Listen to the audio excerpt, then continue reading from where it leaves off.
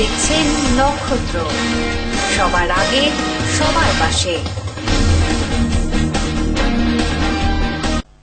ফিরে এলাম বিরতির পর। বিগত সরকারের দৃষ্টিভঙ্গির অভাবে উত্তরবঙ্গের মানুষ রায়গঞ্জ এইমস ধাঁচের হাসপাতাল থেকে বঞ্চিত হল। বৃহস্পতিবার উত্তর দিনাজপুর জেলার রায়গঞ্জে এসে এক সাংবাদিক সম্মেলন করে এই কথাই জানালেন রাজ্য বিজেপির সভাপতি রাহুল সিনহা। কল্যাণীতে এইমস ধাঁচের হাসপাতাল হতেই পারে, কিন্তু উত্তরবঙ্গের মানুষের স্বার্থের দিকে তাকিয়ে এই হাসপাতালকে সরিয়ে নিয়ে কল্যাণীতে করার কোনো যুক্তি ছিল না। সংকীর্ণ মানসিকতার জন্যই বর্তমান রাজ্য সরকার রায়গঞ্জে এই হাসপাতাল হতে দিল না।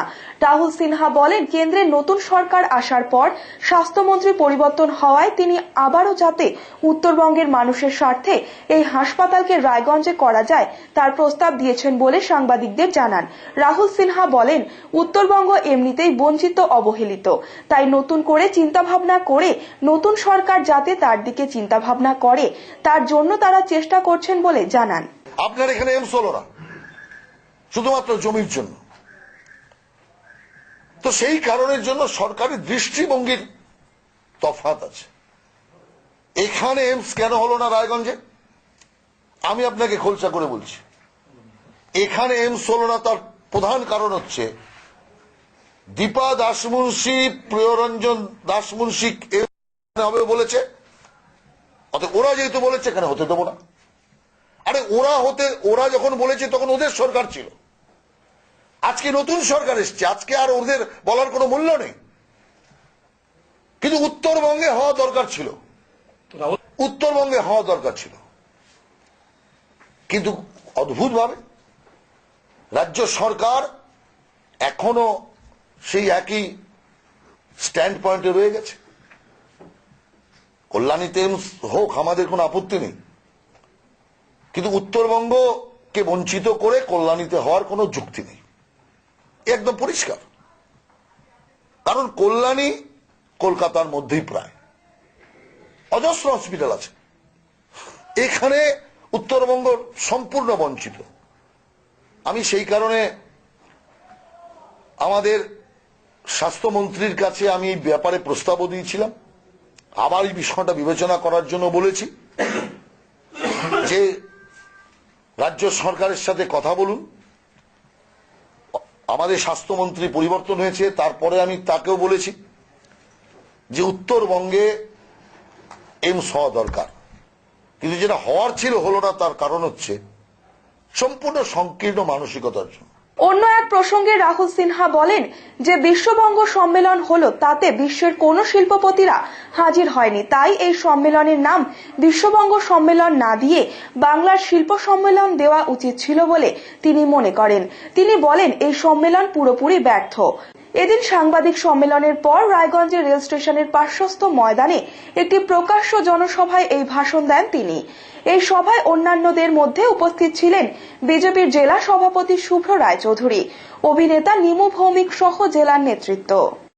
বিশ্ববঙ্গ সম্মেলন হয়ে গেল, বিশ্ব নামের এখানে কি মাধুর্য আছে আমি জানি না।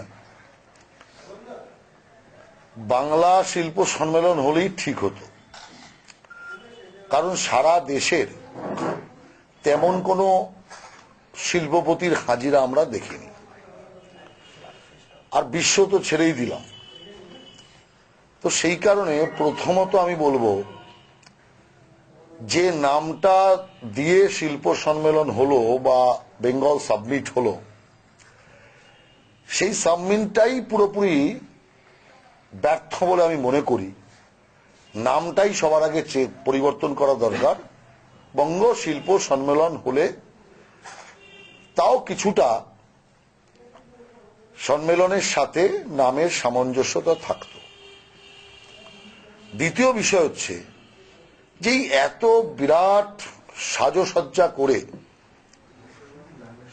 টুনি লাইট দিয়ে সারা কলকাতাকে রাঙিয়ে দিয়ে, লাইট লাগিয়ে বাংলার মানুষের করের টাকা খরচা করে ঋণে জর্জরিত বাংলায় এই উৎসবের কি ফল বাংলার মানুষ পেল সেটা রাজ্য সরকারের জানানো উচিত। পরপর এরকম ভাবে নানান উৎসব হচ্ছে, এর আগেও আমরা দেখেছি শিল্প সম্মেলন হয়েছে, তার কোনো আউটপুট নেই।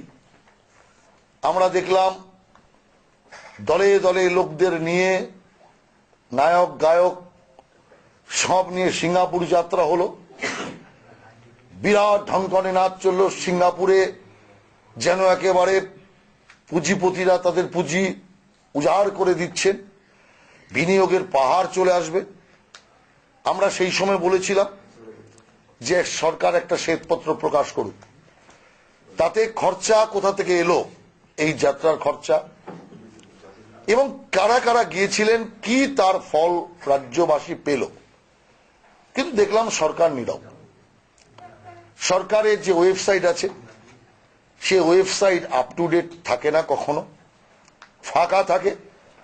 অথচ মুখ্যমন্ত্রীর যে বক্তব্য শিল্প সম্মেলনে তিনি রাখলেন, তার বক্তব্যের সাথে সরকারের বাস্তবতায় বা ওয়েবসাইটের কোনো মিল নেই। সেই কারণে আমরা মনে করি যে কোটি কোটি রাজ্যবাসীর টাকা, গরিব রাজ্যের টাকা, ঋণগ্রস্ত রাজ্যের টাকা খরচা করে এ উৎসবের কোনো মানে নেই। আপনারা দেখছেন নক্ষত্র, সবার আগে সবার পাশে।